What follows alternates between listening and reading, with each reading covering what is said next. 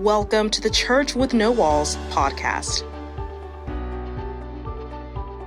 Welcome to the Church with No Walls podcast. I'm your host, Ryan Dearbone, and today joining me is Mr. London Dixon from the Greater Morning Star Missionary Church in Indianapolis, Indiana. And as we were talking, he is the head of their media ministry, but he wears a lot of different hats. He is a deacon, an usher, security team. He's basically, I think I've coined him as that guy. So if you go to that church, he's that guy that you need to go see, that you need to ask a question to, because he probably knows the answer or he's probably in charge of it. So, London, welcome to the podcast. Glad to have you on.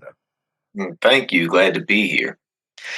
And so I just wanted to kind of get started with, we were talking about, you said you've been at this church, at your church since 1980, since you were a freshman in high school, correct? In high school, yes. I joined there my freshman year in high school. And just to be honest, at a high school level, how many of us are really going to church each week? That's a very good point. Kind of sporadic. I joined the Army in 1985, and from 85 to 95, I was there. But when I got out, I made a beeline right back to my church home and rejoined. And fortunately, God has kept me there. Nice. And so kind of just starting off, pre-pandemic, what did social media or any type of media at your church look like? Did you guys have live streaming? Did you guys engage in any of that? I would,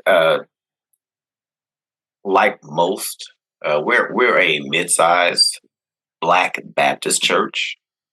And I would say, like most of us, we really were not very media savvy prior to the pandemic. There was our outside the walls ministry consisted of my pastor did have a radio broadcast that was broadcast on Sundays, but it was pre-recorded, and that was really our outside the walls ministry before the pandemic kind of changed our spiritual world. And so did you guys, outside of the pastor's Sunday church radio program, did you guys ever have a thought of, hey, at some point we need to, modernize? We're seeing some of these other churches maybe doing things, and this is obviously pre-pandemic. Was there ever a thought of maybe looking into these types of technology? Really, it had not occurred to us. We were, I guess, behind the eight ball in that we'd not even considered that. Consider that as an outreach. We were really more focused on a traditional service inside the building, a communal ministry. So we had not even thought of live streaming and all of those types of ministries.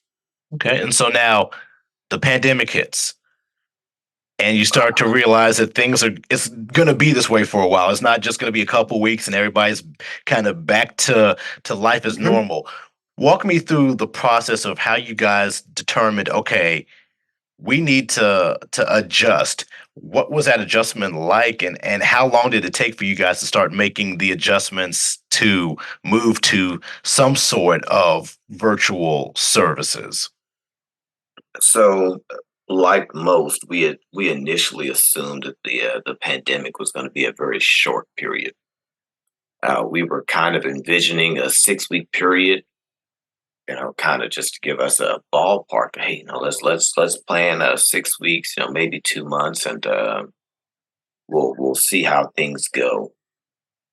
And for the first few months, we really didn't consider it.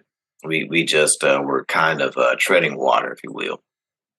And then Pastor and I, a few of the other deacons, we were having a meeting about how we wanted to reopen, how we could reopen, and things we could do to kind of carry us through this time.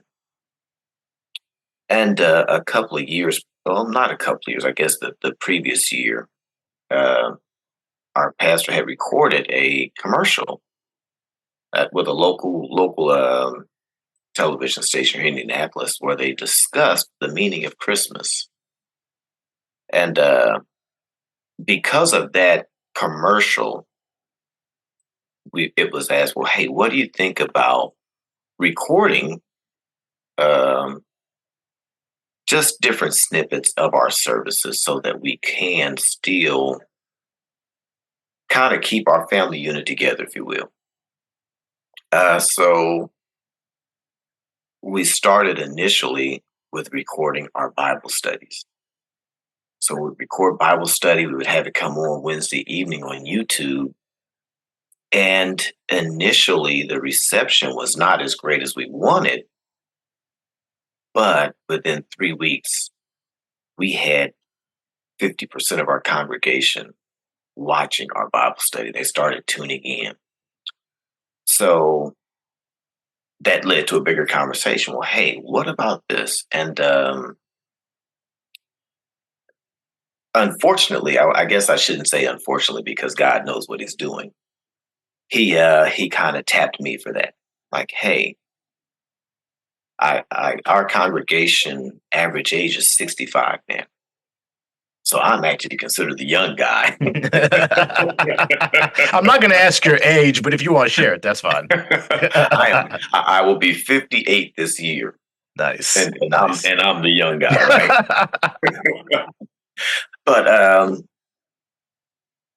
we purchased a camcorder, just a regular handheld camcorder. I got a tripod, and we started recording in pastor's study for Bible study.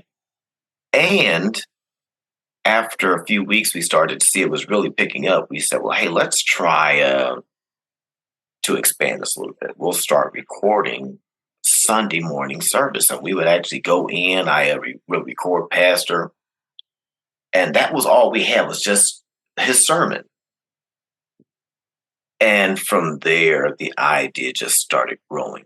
Hey, why not bring in some of our associate ministers and have them do a scripture and a prayer? We've got enough singers that we could have people sing a song, so we could have a soloist and pretty much give people, if you will, a full morning service, albeit recorded. And within 4 months, we had over 400 people following our church page. And how many people do you have in the membership? We average right at about 400. Okay. But we don't have 400 in the building. Let's say it that way. Right. But we're actually having people that are following us now. And I have followers in India. Wow. Yes, it's like, wow. And so it just really swelled because of a need. And I always say that God knows what he's doing. Mm-hmm. And he had his ram in the bush. You guys are going to have to learn. When Jesus told his disciples, go forth into all the land, all of Judea, all of the world, we didn't realize that sometimes God has to move that needle for us to say, hey, we're good at preaching inside the walls, but we don't take our word outside. Right. So maybe, just maybe, he used the pandemic to get us to start to spread our word a little further than the four walls. So having said all that, ours was a groundswell, just it was more a mission of need than a mission of a vision. Right. We reacted. And so you had mentioned, obviously, that you guys at one point bought a video camera. What were you using beforehand when you were very early on starting to record these Bible studies and putting them on YouTube? I had my own personal Sony, little Sony cam. not very good quality. It was very, I won't say grainy, but it was. You could get very, that he's got a off-white wall. You get pixelation, so it was not a very modern camera. Right. I was having to record everything on the SD card. card and take the card out, all of that stuff. It was just a very old camcorder that I used for vacations. Definitely not meant for something that you were going to put on something that potentially millions of people could see. Yes, definitely. We went so far as even in our initial startup, my pastor is older. He does have some health issues, so there would be weeks where he really wasn't up to it. We have old VHS tapes of services 25 years ago, and I would go and get these tapes and get them transferred to digital. Wow. So that we could reuse them. And the great part of that was the memories. You got to see people that are no longer here. You're hearing them singing now. So, and I'm making this story up. My father is still living, but we have members whose parents were members of our church. And because we're looking at 25 years ago, maybe you don't have digital memories of your parents where I can go back and look at my mom in the choir or my dad, praying. I've got those memories, but for me, it's a memory. I don't get to share those with my kids. We were able to put those then on video and share them on our YouTube page. So now we have people that are going in and looking and seeing like, oh man, I remember that day there, and that brought back memories, to see sister so-and-so and brother so-and-so, that passed away when I was 15, 16 years old, and make them fresh for me. So that was another one of those great pieces that came out of our need to be able to reach each other at home. And that's unique because basically what we're talking about is modernizing and going into the future, bringing a church into a future. But you guys were able to reach back into your past and really make a bridge and connection between the two, so that way. And I would, you talk about people who hadn't seen loved ones in living color like that in years.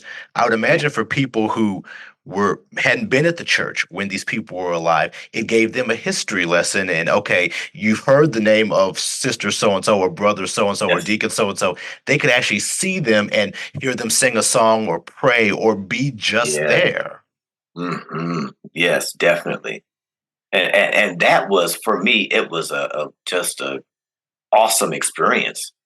And even now we still have a library of VHS that we've not transferred to digital that I'm interested in having done. Just because I think I said I was in the Army for 10 years. Mm-hmm. But I got out in 95. So if you had pictures, you had physical pictures. They weren't digital. So now in this age, everything is digital. My son has pictures from the places he's traveled. I have memories because I don't have them. So it makes you say like, wow, I wish I could put my stuff on, in a digital format to be stored. Right. So it was a great experience to be able to say, hey, let me show you our pastor when he was 40 years old. And his kids are laughing like, wow, yeah, I remember Dad at that stage. And so, wow, new members get to see a younger pastor instead of just, the guy you had. And they get the church history. They get to actually physically watch the church history and see it come up to where it is now. That's and you're talking about blessings, and God knows what He's doing. That's a blessing to bring the old and new together in such a way that would have likely never happened in any other circumstances. You might have had the tapes, you would have seen them, but it wouldn't have been a thought to let's put them on YouTube. Let's wheel them out so that way the next generation or anybody else can have access to it. Wow. Yes. Mm-hmm. Wow. Well, so as you guys were kind of coming along with this, were there any other growing pains, any other I know you said it was laborious kind of shooting things and putting them on and taking the SD cards back and forth. What were some of the other growing pains that you had to experience going through this? My God. Of course, like everybody, we transitioned to being back in the building, but there are still some members who, immediately after COVID, were not comfortable coming back in the building. We still had the people that were watching from Texas, California. As I said, I've got followers in India. Do you just, oh, well, sorry, we're back, so sorry? No, we had to come up with a way to continue with our broadcast. So, of course, we went to the live stream as everyone else did. And did you buy new Camera equipment tech- for the live stream? Yes, we had to change equipment. So we now have, actually, I use 3 separate cameras inside our sanctuary. So our sanctuary, our main sanctuary, has a seating capacity of 660. We have, of course, a digital sound system. And like most people are still, oh, I like this software, I don't like this. We started with OBS, which it served its purpose, but there are quirks to everything. So you could really think you've got everything dialed in, and one Sunday everything works fine. You come in the next week with the exact same software, nobody's bothered anything, and now the audio is not coming in. Yes. All of those things. Or you come in and you've got a new technician and he deletes your cameras. Mm. So we had all of those hiccups, but it's not that was just at the beginning. Even now, we've not been able to stream the last 3 weeks because our Wi-Fi, our modem, burned up. We're still waiting on a replacement to make it in. Oh. So I'm back to recording, putting it on a USB and taking it home and doing all my editing and uploading. But it's one of those things that we'll be dealing with, I guess, for the rest of our spiritual lives. So the changing technology, learning the different pieces of equipment you'll have to learn to use. Then also, a minor one, but one that I see sometimes can be tricky, is translations. Yeah. My pastor will come in today, he's in King James, and he's in New King James, or he's in a Living Word, and oh Lord, if I'm not, let me get the right translation to go. I know exactly what you're talking about. There's been many times I've had the scripture up on the screen, and I'm like, okay, we're in New International Version, and then pastor pulls out King James, or it's a different pastor, like it's a guest pastor, and they haven't told me what they want it to be in. And it's like King James, and you're like, do I take it off the screen? Do I leave it up there? The scripture reads the same, it's just different verbiage. Yes, exactly. But when you're dealing with an older person, no, that's not what it says.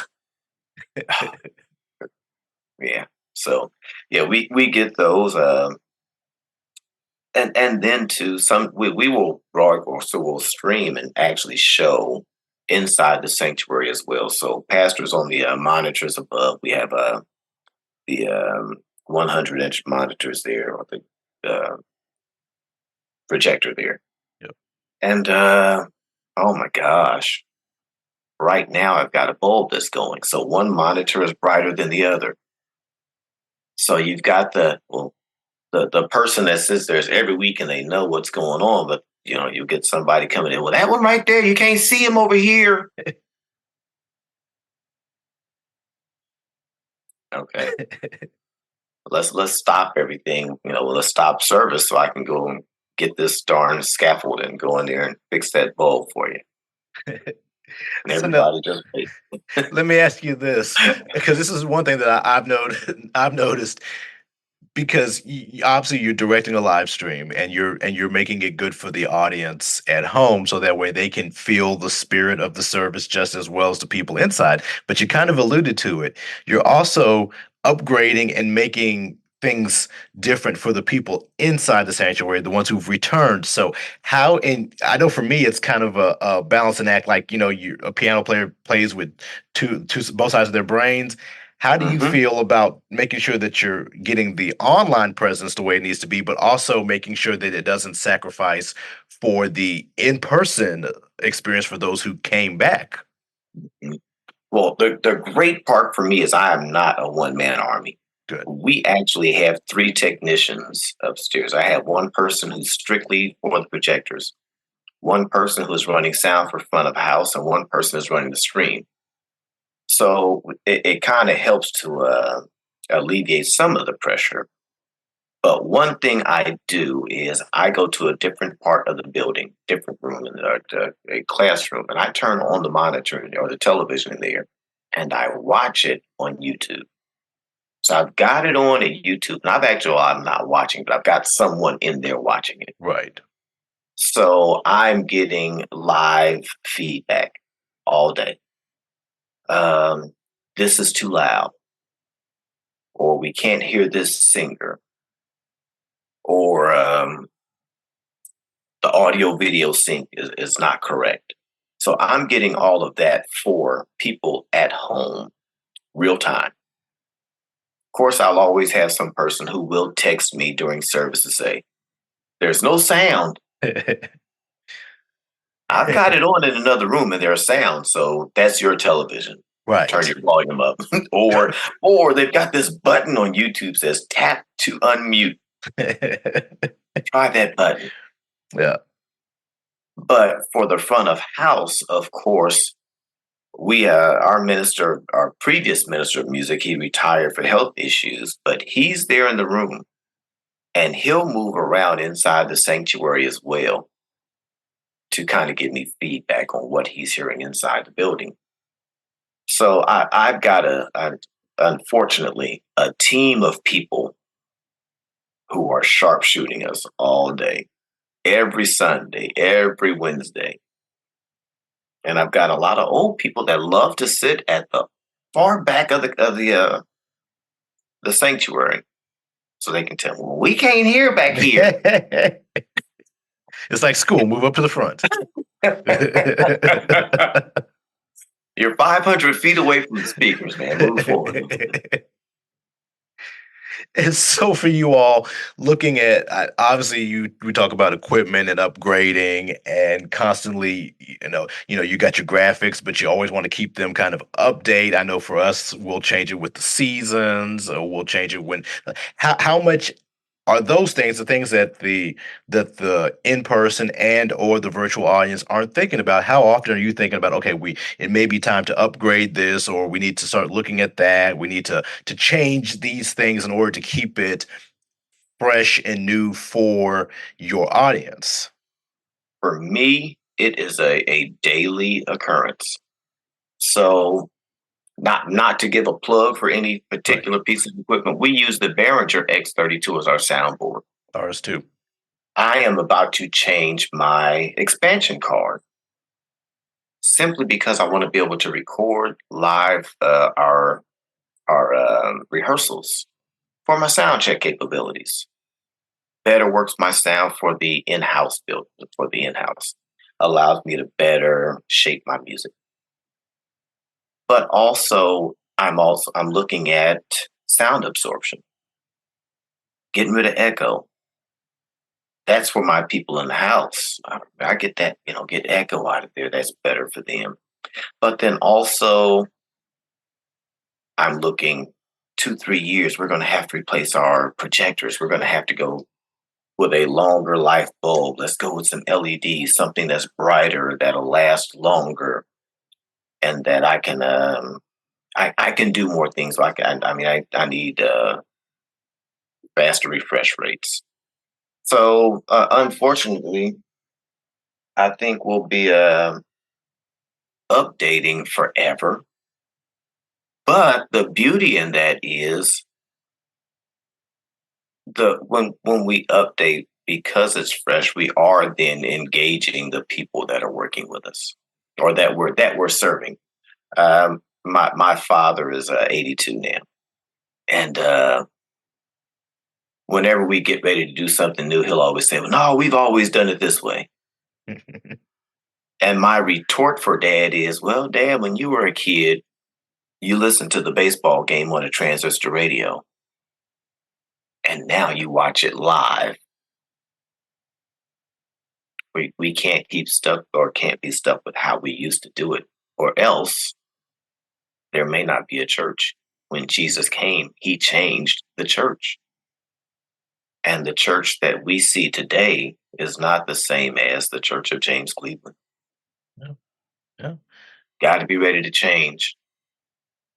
And I mean, I think me and you can both attest that there was a time that literally the only time you saw church on TV was the big churches. It was either the big super churches or maybe one of the churches in your local community that happened to be on the Access channel or something like that. But now every church, if they have, even if they have a tablet or their cell phone, has the ability to be streamed or recorded or whatever, and it allows the church to grow outside of those walls.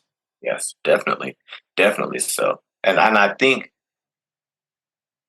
for me, and once again, I'm a over, sometimes my wife says I'm overly analytical, but he said the things that Jesus now, excuse me, let me say but Jesus said, the things that I do, you will do, and then greater. He was able to speak to an audience, and granted, God is able to do what he wanted to. If he wanted to speak to the entire world, he could have.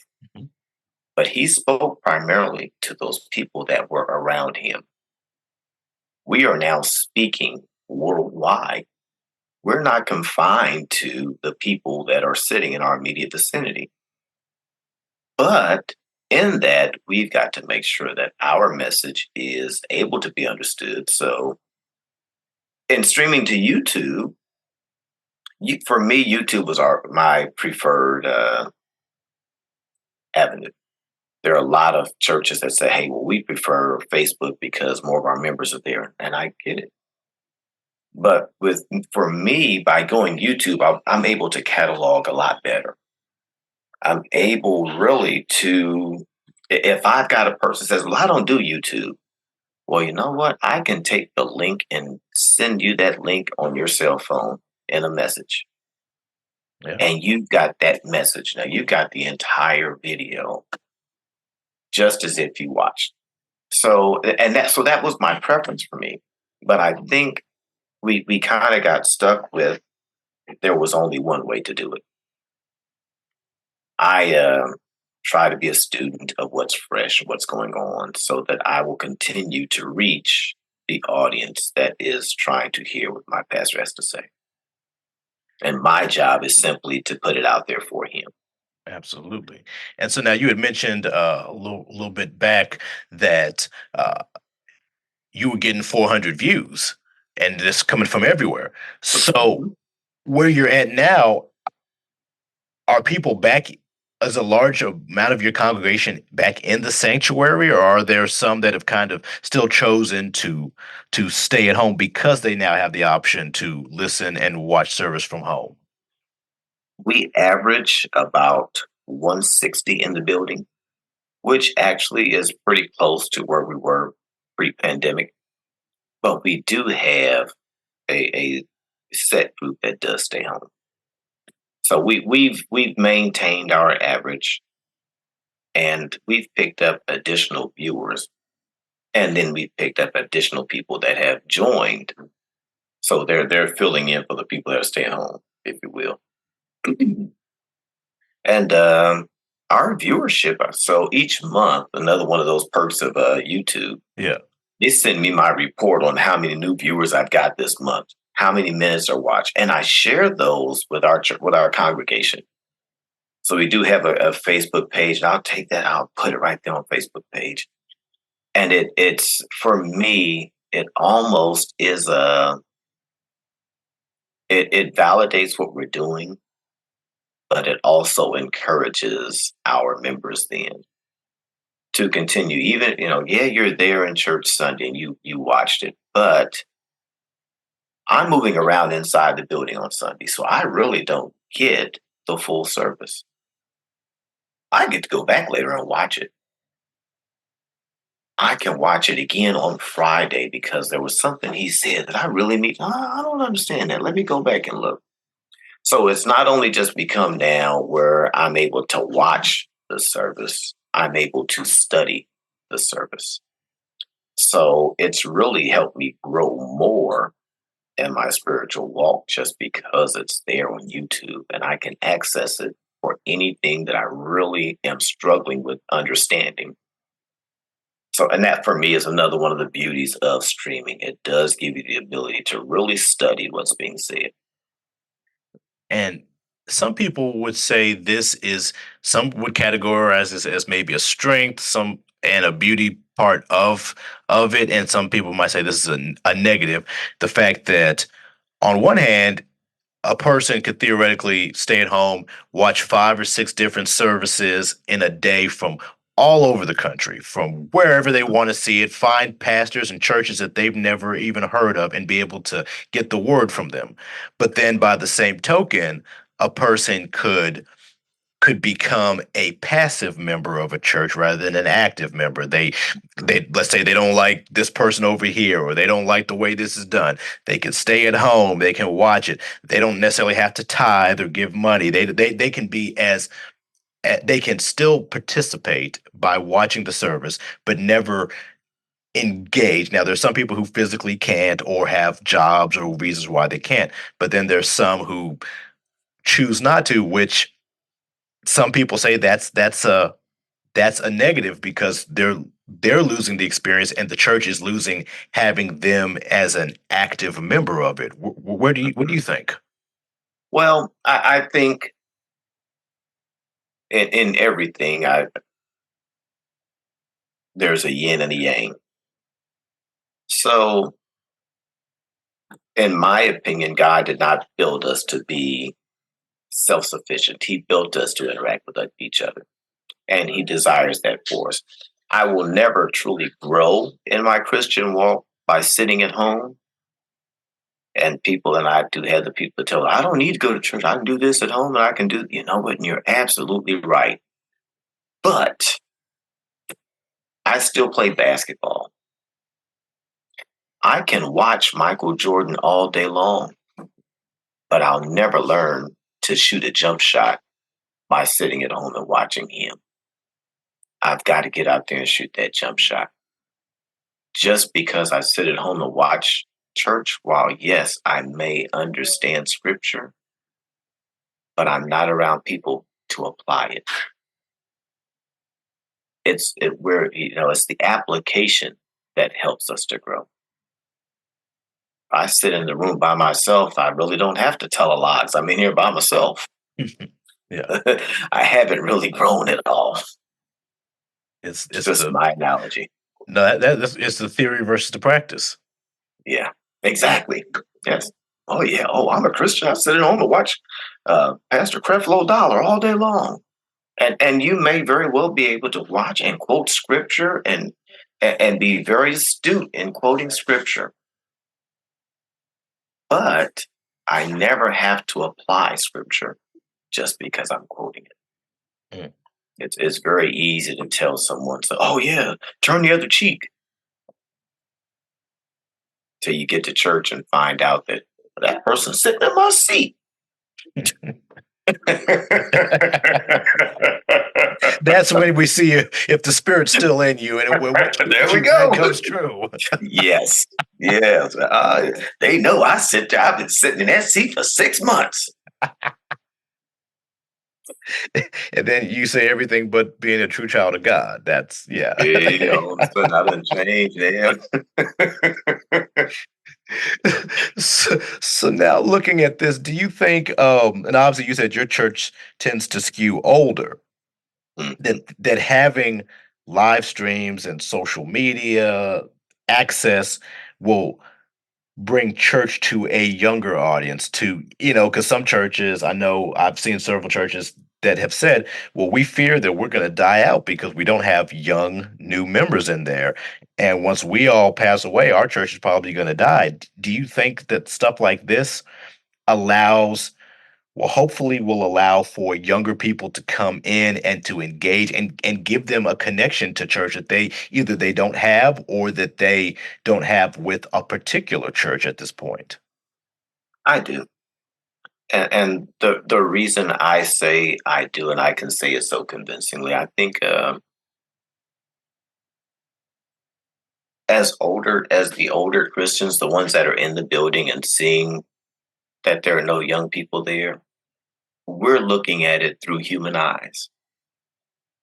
Okay, all these young people don't come to church. They're not doing this. They're not doing that. Well, you know what? They may not be at your church,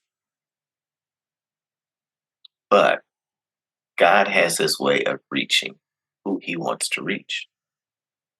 And while they may not be there now, and I think I remember I told you I joined as a freshman, Yeah. and I was the joking term CME Christian, Christmas, Yes. Mother's Day, and Easter. Uh, I had to grow to understand that I needed it. And I think we look at our young people and well, they need to be here. We want them to think the same way we think now. But 57-year-old me does not think like 27-year-old me. Doesn't think like, you know, 40-year-old me, hopefully. They'll come back. And we will lose, I think we'll probably lose a generation. But they'll come back. The church won't die out. It's too relevant to life. So let me ask you this question, and I pose this question to everybody I interview, and I've had some varying answers. Do you think with the obviously the emergence of media ministries and churches that eventually churches will physical brick and mortar churches will go away or scale back in favor of virtual churches where truly there are no walls and truly there are no well, we'll see you Sunday at 7th Street Baptist Church, for a Sunday morning service where everything is virtual and we kind of move away out of the brick and mortar walled buildings. So what do you think? I do believe that the brick and mortar will not be the typical church 50 years from now. And in saying that,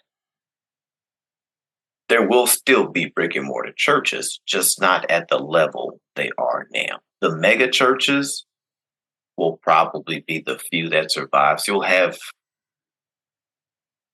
3 or 4 mega churches, in a city, but the smaller churches will kind of be folded into the megas, and then you'll have more the virtuals outside of those. Just because I think people will be a lot more apt then to say, hey, the mega church will still draw on the funds. Yeah. And these smaller churches then will be, hey, we can do this virtually and avoid the mortgage and this and that and the other. That'll probably be their avenue.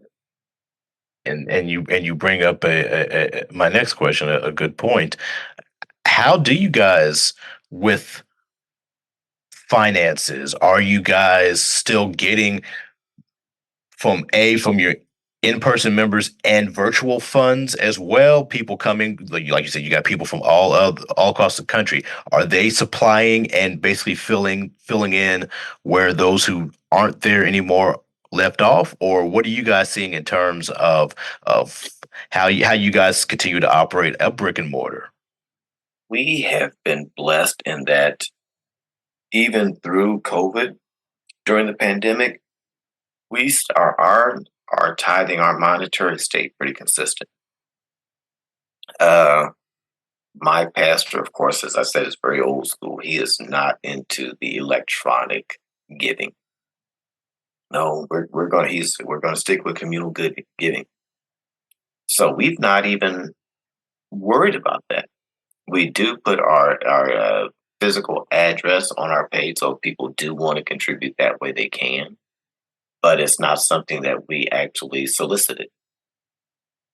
So we've survived with our standard uh, our standard congregational giving. Very, very fortunate in that. Wow. At some point, do you see that ever changing where you guys will delve into more virtual or electronic means to give? I would say until if and once again, my pastor is older. Yeah. I would say with a change in leadership, it will probably definitely come about. I think the younger pastors or the younger leadership teams are more prone to the electronic or the digital, and the older are still they're more traditional. We're going to stick with what we've always done. So Absolutely. I Yes. think unless he goes, well, Right. Right. And you've been blessed to this point, so yes, no need to think that if you go to virtual and digital means of giving, you'd be any less blessed. correct. And so here you are, a media minister at your church, something you never thought you would be, something that you never knew that you would, a calling that God would lay on you. Mhm. So now that you're in this space, and you've learned all you've learned, you're seeing how this whole wave, this phenomenon moves. What are your overall thoughts on just this wave of media ministry, your role and the roles that you see it playing in religion as we move forward? Well, I I believe that in everything we should give our best. So I try to study what's out there. So I follow a lot of different groups. That's of course I ended up in that churches that live stream. I'm in a I follow a guy named AJ, the CEO. He does a lot of video ministry, helps set up for churches and things. And one of the things that he talked about that really registered for me was a mission statement for your media team. Mm. And I never really thought about it, but when I started to think about what he was saying, no business will succeed without it. You've got to have a vision where you're going. And I sat down, I started trying to think of one for my media team. Our job is to assist pastor in spreading the gospel of Jesus Christ. And he says, I should love the Lord with all my heart and all my strength and all my mind. So give me all you got. And I applied that to my ministry. So every week when I get there, I challenge my team. What did you do to get better this week? Did you get better at anything you do? Every week you should be trying to be better. So, in answering your question, what I say is I see where media ministry really has the ability to change the world. There are people that will say, I will never go to church. And, okay, man, the church did this to me, they did that to me. I'll never walk into a church again in my life. I'll tell you what, bro, you don't have to go to church. But watch this. I just want to show you something. And I grab my phone and I tune into my church service and I show you a pastor crying because his child is on drugs. I've been praying for my child for 20 years. We don't speak because we fell out over drugs, but I pray for my child daily. I'm crying for my child because I still love my child, even though what he's doing, I don't agree with. The message resonates. He didn't have to go to church. But were it not for digital media, I would not be able to show him. There are people with the same struggles you have standing in the pulpit, crying for their kids just like you are. It was never about you didn't want to go to the building, really, in my opinion. Typically, people don't go because I don't want somebody to tell me what to do. But media ministry allows us now to reach people who will say, I'll never go to church if it's done the right way. Well, that's about the best way I've heard it put. That is, I mean, and that's what it's all about. It's not about the media minister or the team, even though they are the catalyst. They're the ones who carry out the mission. The mission is still the pastors. The mission is still God. It's just a new way of getting it out there. Wow. I mean, like I said, I don't know that I definitely won't try to say it any better than that because you basically wrapped it up perfectly. We've been talking with London Dixon of the Greater Morning Star Missionary Church in Indianapolis, Indiana. He is, as we said, he is that guy. He's the guy who, if you have any questions, if you need anything at that church, if you happen to be stopping through there, go see him. London, is there anything else you wanna add before we let you go? Young people, we need you. We need you. I mean, like I said, I'm 57. I'd love to pass my key off to a young person. There you go, man. Take it from where I took it and make it better. That's it. That's my piece. Well, again, I don't know that I could have said it any better. So, I appreciate you being on this podcast. I hope that the listeners really listened to you and took what you had to say to heart because I mean, I feel like you've just been dropping nuggets and gems this entire episode. So I appreciate you and I appreciate the work that you've done at your church and that you're continuing to do. And I hope that there are some young people that are in the Indianapolis area that want to come and take that key from you and help you in that endeavor. So yes. Well, hey, I appreciate you having me, and I'm thankful for anything I can do to help. Well, thank you, sir. I appreciate you, and you've been listening to the Church with No Walls podcast. We will see you next time.